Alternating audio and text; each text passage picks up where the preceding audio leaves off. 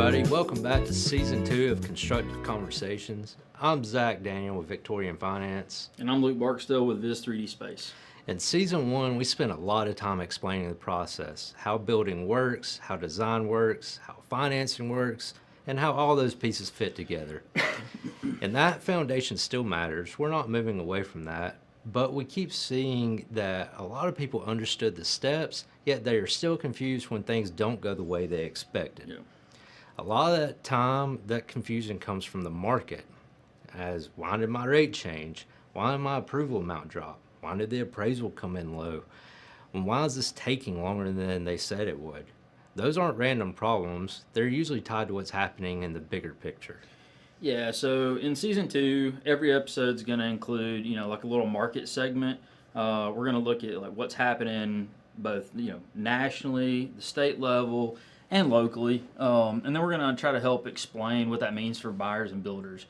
We're not here to read headlines or make any kind of predictions. We're just going to try to help translate what's actually happening into like practical information that you can use.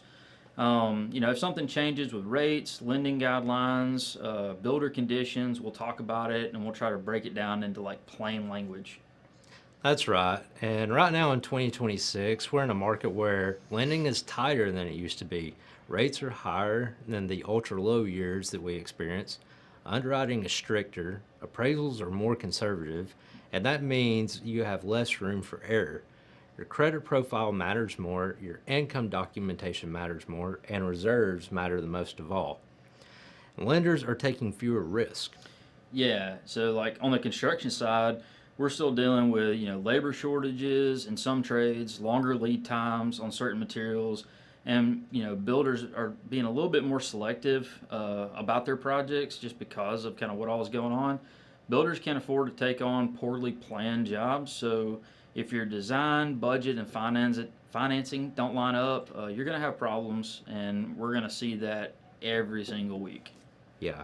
For buyers, this market rewards preparation. You can't just get a rough pre-approval and hope it works out for you. You need real numbers, you need realistic expectations, and a clear plan. If you do that, you can absolutely succeed in this market. And if you don't, it can get stressful fast.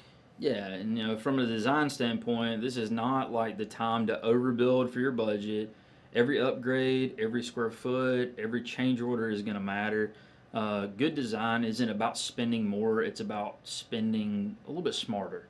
So for builders, this market rewards professionalism. Clear contracts, accurate budgets, honest timelines. Buyers and lenders are paying attention. The builders who are going to be organized and transparent are the ones that are going to be thriving right now.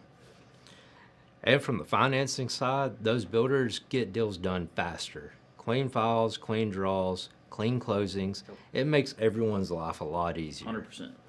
So this season, you're getting real-world construction and financing guidance plus market context. We'll still break down the process, but now we'll explain why things work the way they do in today's environment.